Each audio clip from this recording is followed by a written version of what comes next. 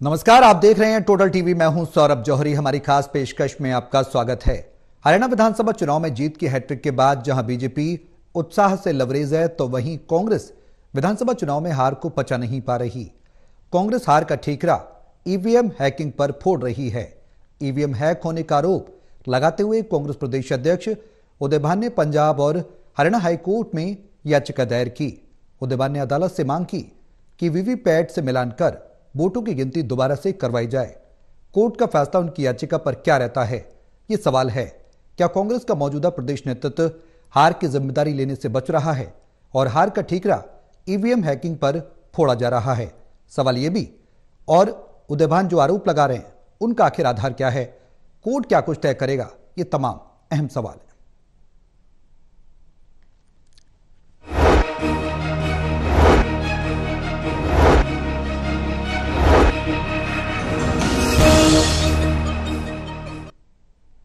तो EVM hacking का मामला अब हाईकोर्ट पहुंच गया है।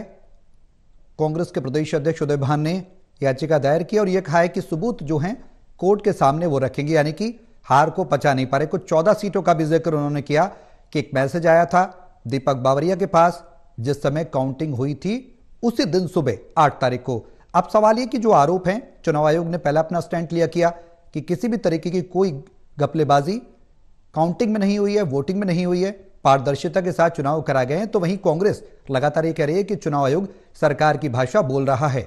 अब कोर्ट का दरवाजा खटखटाया है। कोर्ट में क्या तथ्य पेश किए जाएंगे, क्या आधार होगा, कोर्ट का क्या कुछ रुख रहता है? सवाल यह भी कि कांग्रेस हार को पचा नहीं पा रही है या फिर कोई हार की जिम्मेदारी लेने को प्रदेश में तैयार नहीं है। ये तमाम सवाल हैं जिनके जवाब तलाशने की कोशिश करेंगे। हमारे सहयोगी हमारे साथ मौजूद हैं। हिसार से associate editor doctor Mahesh Kumar, Panipat से एसोसिएट एडिटर देवेंद्र कथुरिया और वरिष्ठ पत्रकार वीरेंद्र सोनी जी हमारे साथ चर्चा में रहेंगे। आप सभी के साथ मैं चर्चा को आगे बढ़ाऊं, लेकिन उससे पहले एक रिपोर्ट दिखाते हैं। रिपोर्ट देखिए, फिर करेंगे चर्चा की शुरुआत।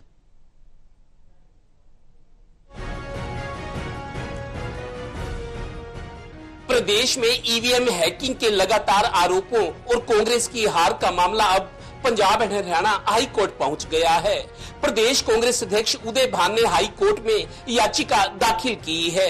याचिका में दावा किया गया है कि 8 अक्टूबर को वोटों की मतगणना के दौरान 14 ईवीएम्स हैक करके कांग्रेस को हराया गया है, इसलिए इसकी जांच होनी चाहिए। हमने एक तो कोर्ट के सामने वो सारे सबूत रखे हैं। जिस तरह से 14 ईवीएम को हैक करने का मैसेज था, उसके बारे में जो बैटरी बैकअप 99% जो हो रहा था, उसके बारे में जो मेल प्रैक्टिसेस हुई हैं, उन सभी के बारे में हमने अपने याचिका में डाला और हमने कहा है कि इसमें वीवीपैट से मिलान करके दोबारा से गिनती कराया जाए और इस इलेक्शन को नल एंड वाइड किया जाए, जो भी जीता हुआ है। गौरतलब है कि होडल से कांग्रेस प्रत्याशी के तौर पर चुनाव लड़े और हारे उदयभान ने अपनी ओर से ये याचिका लगाई है। प्रधान दावा कर रहे हैं कि 8 अक्टूबर को प्रदेश प्रभारी दीपक बावरिया को मतगणना से पहले 9 मिनट में 3 मैसेज आए थे। पहला मैसेज सुबह 7:30 बजे, दूसरा 7:35 पर और तीसरा मैसेज 7:39 पर प्रभारी बीमार होने के कारण ये मैसेज नहीं पढ़ सके। 9 अक्टूबर को भी सुबह 11:44 पर फिर मैसेज आया। मैसेज भेजने वाले ने लिखा था कि 14 सीटें और थी जो कांग्रेस जीत सकती थी, पर ईवीएम हैक करके कांग्रेस को हराया गया। यही नहीं, जिन 14 सीटों को कांग्रेस जीत सकती थी उनमें उचाना कला, सफीदो, होडल, घरोंडा, आसंद, राई, कालका, दादरी, बारड़ा, बड़कल, गोहाना, नरवाना और महेंद्रगढ़ शामिल हैं। मैसेज भेजने वाले ने ये जिक्र भी किया कि 2 या 3 सीटों का अंतर हो सकता है। उसके अनुसार कांग्रेस 36 से 38 सीटें, बीजेपी 46 से 49, आईएलडी 2 से 3 और अन्य 4 सीटें जीत सकते हैं। उधर कांग्रेस का ये मामला हाईकोर्ट में जाने पर बीजेपी प्रदेश अध्यक्ष मोहनलाल बड़ोली कांग्रेस पर भ्रम फैलाने का आरोप लगा रहे हैं। वही लोग जो 5 तारीख को एग्जिट पोल आया था, उन्हीं लोगों ने घोड़े बुक करा दिए थे, रथ बुक करवा दिए थे, ढोल वाले बुक करवा दिए थे। और आप सबने मीडिया के भाइयों ने देखा है, जो ढोल वाले कांग्रेस के दफ्तर में खड़े थे फिर मैंने उन्हीं ढोल वालों को अपने दफ्तर में बुला के ढोल बजवाया था। मैंने कोई दूसरे ढोल वाले नहीं बुलाए थे। मैं भी ढोल तो बजाना ही था, यहाँ के बजा लो। और वो ढोल वाले आए, उन्होंने ढोल बजाया और उस खुशी को साझा किया है। गौरतलब है कि जिन 14 सीटों पर ईवीएम हैक करने का आरोप लगाया गया है, वहां हारे सभी 14 कांग्रेस प्रत्याशी अलग अलग रिट दायर कर सकते हैं। शुरुआत प्रदेश अध्यक्ष उदय भान ने की है। चलिए देखिए क्या होता है। Haryana bureau, total news.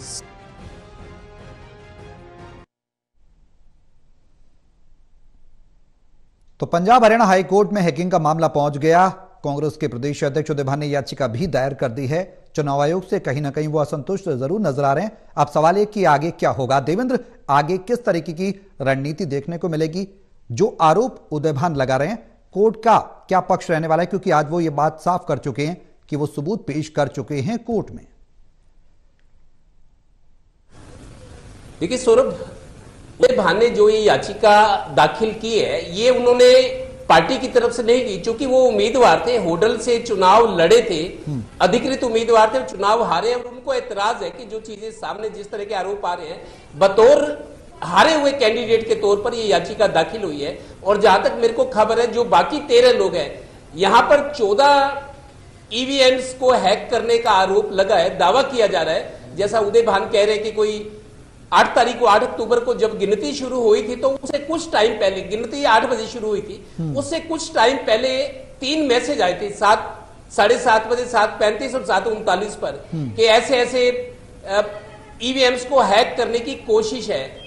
ठीक है, तो उसमें यह था कि बकायदा जिसने भी मैसेज भेजा था, उसमें यह भी एक इसका भी जिक्र था कि बीजेपी को 46 से 49 सीटें मिल सकती हैं और कांग्रेस को 36 से 38, इनेलो को 2 से 3 सीटें और बाकी को 4। और रिजल्ट भी लगभग वैसे ही आए हैं। फिर उदय भान का फिर दावा है कि चूंकि प्रभारी बीमार थे, हॉस्पिटल में थे, उन्होंने उस मैसेज को पढ़ा नहीं। और अगले दिन 11:44 पर 9 अक्टूबर को फिर एक मैसेज आया कि 14 ईवीएम्स को हैक किया गया गिनती के दौरान।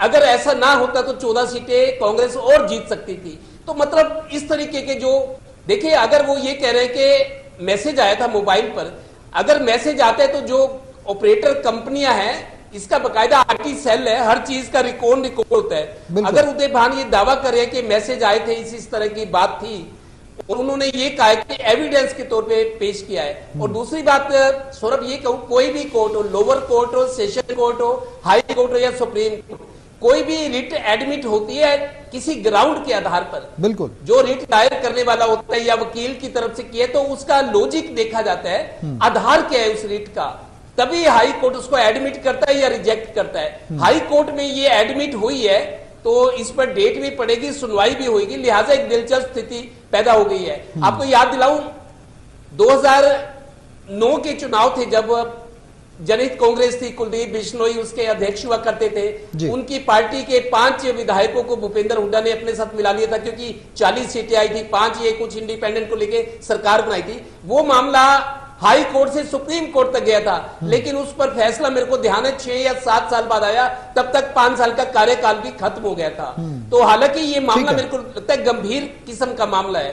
देखिए, डेमोक्रेटिक राइट है, अगर कोई किसी को वोट दे, एक प्रक्रिया होती है, उसको फॉलो करना है, कोई मैनिपुलेशन नहीं हो सकती, और वोट डालना अधिकार है, वोट डालने से कोई नहीं रोकता। इसी तरीके चुनाव लड़ना भी अधिकार है। अगर इस तरह के आरोप लगाए जा रहे हैं कि ईवीएम्स को हैक किया गया है, लगातार आरोप कांग्रेस लगा रही है, अगर हाई कोर्ट में एडमिट हुई है रिट, तो इसका मतलब कोई ग्राउंड जरूर देखा गया होगा। इसके बाद कांग्रेस को शायद नोटिस जारी होगा, उनसे जवाब मांगा जाएगा, आगे क्या होता है कोई नहीं जानता, हाईकोर्ट का मामला है। लेकिन मेरे को लगता है ये मामला जल्द सुलझने वाला नहीं है, लेकिन कांग्रेस ये दिखाना चाह रही है कि उनको धोखाधड़ी से हराया गया है, उनकी ईवीएम्स को हैक किया गया। कांग्रेस ये जताने की कोशिश कर रही है। महेश, जो आरोप कांग्रेस लगा रही है, पहले भी हमने देखा कांग्रेस के तरफ से जब रिजल्ट आया उसके बाद बीजेपी की हैट्रिक लगी तो ये आरोप लगाए गए थे। हालांकि चुनाव आयोग ने सिरे से खारिज किया था, प्रेस कॉन्फ्रेंस की थी, और ये बात साफ तौर पर मुख्य चुनाव आयुक्त ने कही थी कि किसी भी तरीके की कोई गड़बड़ी नहीं की गई, पारदर्शिता से चुनाव कराए गए हैं।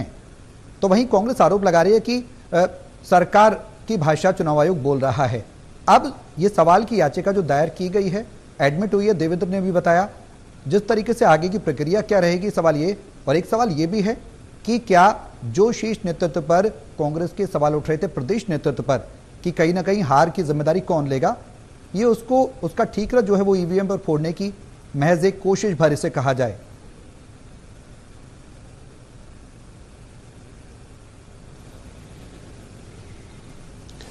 देखिए, ऐसा नहीं है कि पहली बार हाईकोर्ट में या हरियाणा और पंजाब हाईकोर्ट में ईवीएम को लेकर किसी तरह का कोई केस पहुंचा हो। देश के अलग अलग राज्यों में इस तरह के जो केसेस हैं वो हाईकोर्टों तक पहुंचे, इसके अलावा सुप्रीम कोर्ट तक पहुंचा और चुनाव आयोग की तरफ से भी बाकायदा तारीखें दी गई थी और खुला चैलेंज पूरे देश के टेक्नोक्रेट्स को दिया गया था, तमाम लोगों को दिया गया था कि अगर ईवीएम मशीन को किसी भी तरीके से हैक वो करके दिखा सकते हैं तो ये खुली चुनौती चुनाव आयोग की तरफ से दी गई थी। और उस वक्त एक पूरा अंतराल दिया गया था कि कोई भी देश भर में या दुनिया भर में कोई भी भारत की ईवीएम मशीन को हैक करके दिखाए, उसके बाद ही उनका जो दावा है हैकिंग को लेकर वो माना जा सकता। लेकिन इस तरह का कोई भी दावा जो है सामने नहीं आया और इस तरह की कोई भी हैकिंग की जो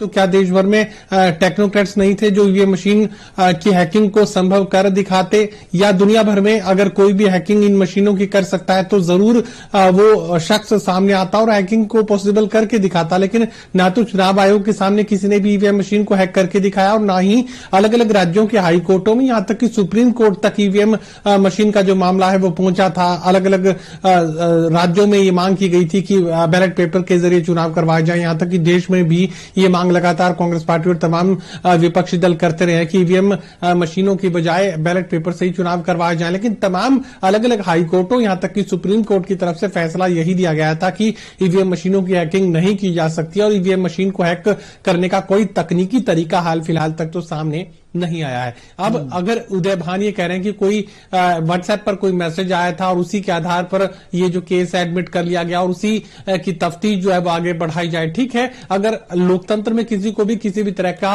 अगर कोई बड़ा शंका है, कोई अगर गड़बड़ी की गुंजाइश है तो बिल्कुल उसकी जांच की जानी चाहिए। लेकिन यहां इस तरह का अतीत में कोई भी मामला सामने नहीं आया जहां पर ईवीएम मशीनों की हैकिंग को कबूल किया गया हो, चाहे चुनाव आयोग की तरफ से, चाहे किसी भी राज्य की हाई कोर्ट की तरफ से या सुप्रीम कोर्ट की तरफ से। कोई ऐसा तकनीकी पहलू अब तक सामने नहीं आया जिसमें हैकिंग को कबूल किया गया हो। लेकिन फिलहाल अगर इस मामले की जांच को आगे बढ़ाने की बात की जा रही है तो बेहद आसान, कम से कम अगर व्हाट्सएप मैसेज से जुड़ा है पूरा मामला है तो ईवीएम मशीनों की हैकिंग तो बाद में देखी जाएगी। पहले कौन से नंबर से व्हाट्सएप मैसेज भेजे गए थे, उसका ईएमआई नंबर क्या है और किस जगह से किस शख्स ने ये मैसेज भेजने का काम किया, उसकी अगर असलियत को पहचान लिया जाए तो उससे आगे की जो पड़ताल है वो बहुत ज्यादा मुश्किल नहीं होगी, उसी में जो सच है वो सामने आ जाएगा। फिलहाल कांग्रेस पार्टी यकीनन वो काम तो कर ही रही है कि ईवीएम मशीनों पर ठीकरा फोड़ने की कोशिश की जा रही है और हार के असल कारणों को जानकर भी अनजान बने हैं खुद उदय भान, खुद भूपेंद्र सिंह हुड्डा।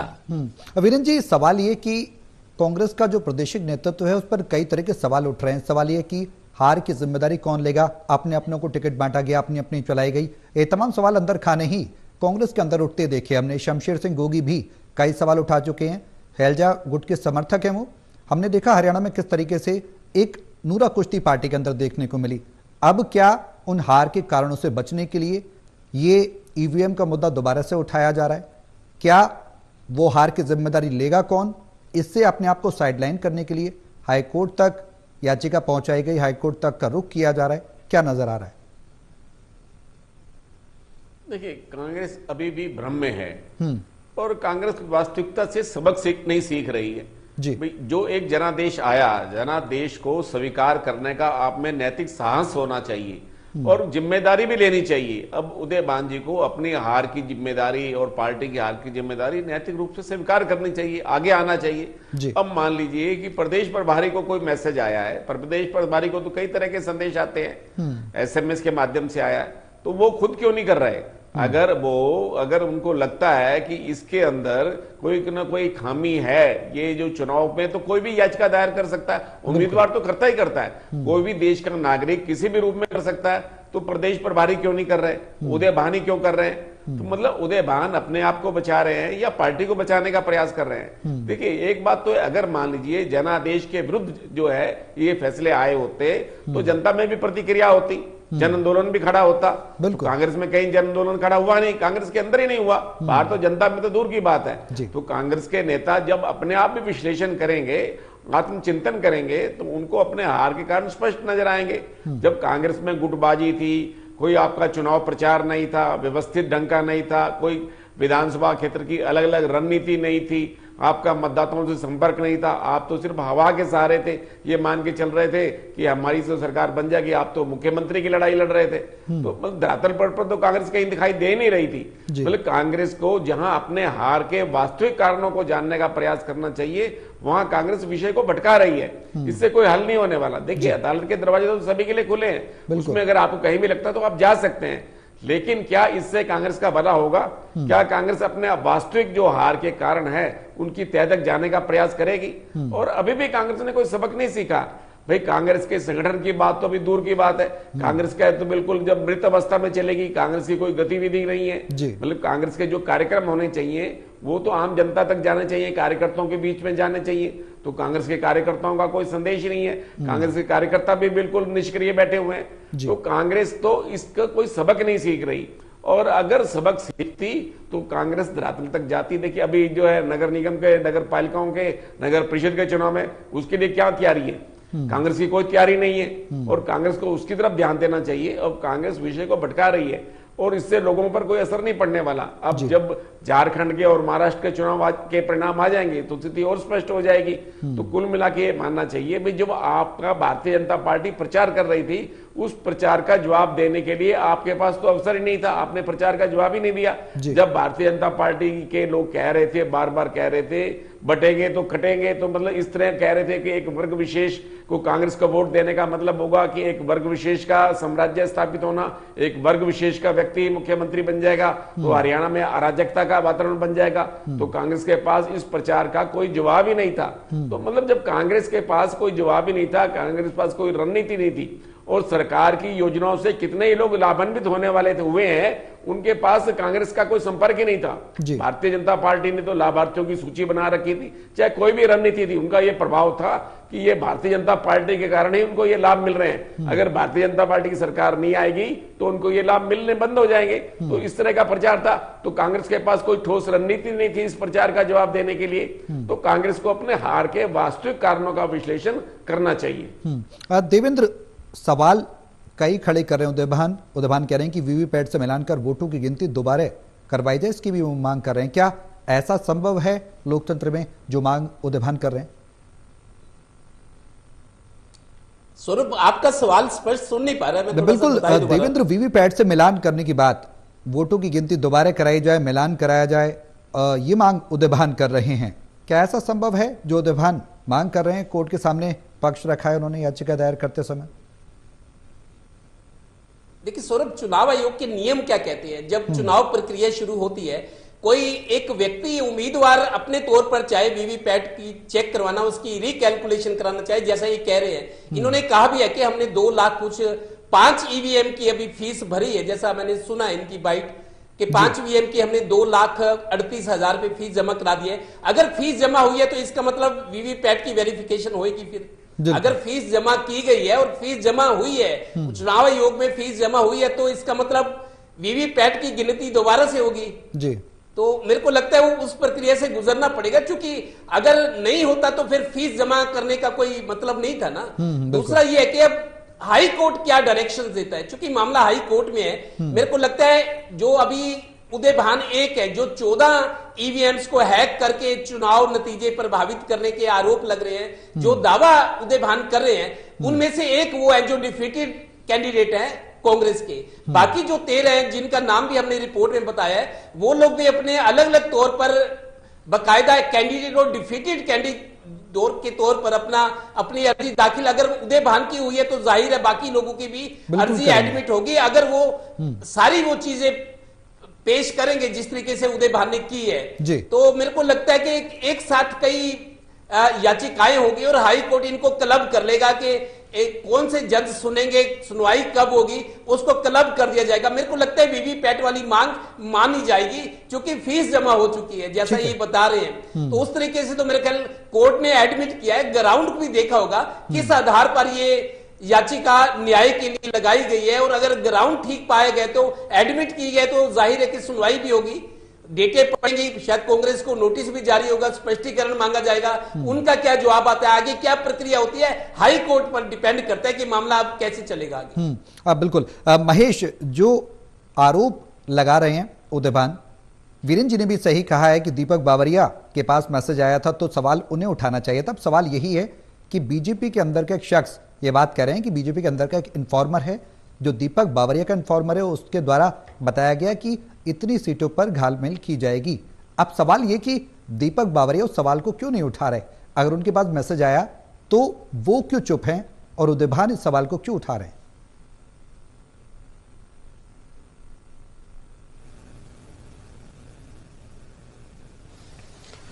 देखिए, इस बात का सही जवाब तो दीपक बाबरिया खुद दे सकते हैं, लेकिन मुझे लगता है कि हार की जिम्मेदारी हालांकि दीपक बाबरिया की तरफ से जो इस्तीफे की पेशकश है वो कर दी गई थी, वो हरियाणा के प्रभारी की जिम्मेदारी छोड़ने के लिए तैयार थे, लेकिन अभी तक उदयभान की तरफ से नहीं कहा गया कि मेरी अगुवाई में जो चुनाव है हरियाणा विधानसभा की, वो पार्टी हार चुकी है और मैं अपने पद से इस्तीफा देने जा रहा हूं। हालांकि दीपक बाबरिया अपनी तमाम जिम्मेदारियों को छोड़ने के लिए इस्तीफे की पेशकश पार्टी के सामने कर चुके हैं, लेकिन ऐसी कोई पेशकश उदयभान की तरफ से भी की जानी चाहिए थी। उन्हें कहना चाहिए था कि मैं नेतृत्व कर रहा था, मैं चुनाव प्रचार कर रहा था और भूपेंद्र सिंह हुड्डा के साथ मिलकर मैंने ही टिकटें बांटने का काम किया था। 72 टिकटें हम दोनों ने मिलकर बांटी और उसके बाद चुनाव में इस तरह की शिकस्त का सामना कांग्रेस पार्टी को करना पड़ा, तो इस हार की जिम्मेदारी मैं लेता हूं। लेकिन ना तो उन्होंने पार्टी की हार की जिम्मेदारी ली और ना ही अब अपनी हार को वो स्वीकार करने को तैयार हैं। अब ईवीएम का पूरा मामला उठाने की कोशिश वो कर रहे हैं। सबसे पहली इन्वेस्टिगेशन तो यहीं से शुरू होती है। अगर इसी को आधार बनाकर आगे बढ़ने की कोशिश की जाए तो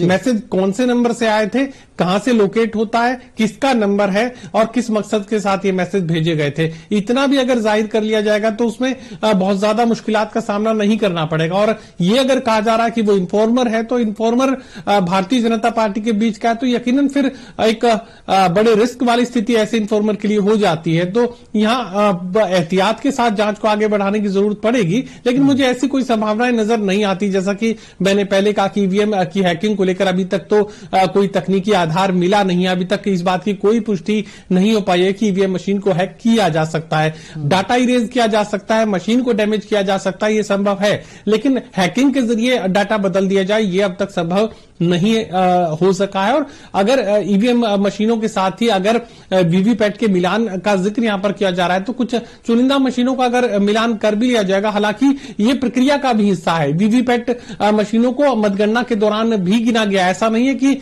उन्हें एक अलग तरीके से जो है प्रिंटिंग के बाद अलग रख दिया गया, नहीं, मतगणना के वक्त भी ये मतगणना की प्रक्रिया का हिस्सा है कि वीवीपैट का मिलान ईवीएम मशीनों से किया जाता है। अब और ज्यादा मशीनों का मिलान करवाने की कोशिश अगर उदयभान कर रहे हैं तो वो भी किया जा सकता है, लेकिन उसके बाद भी अगर हैकिंग की पुष्टि नहीं कर पाई कांग्रेस पार्टी तो फिर जवाब देना कांग्रेस पार्टी के लिए बेहद दुश्वार हो जाएगा।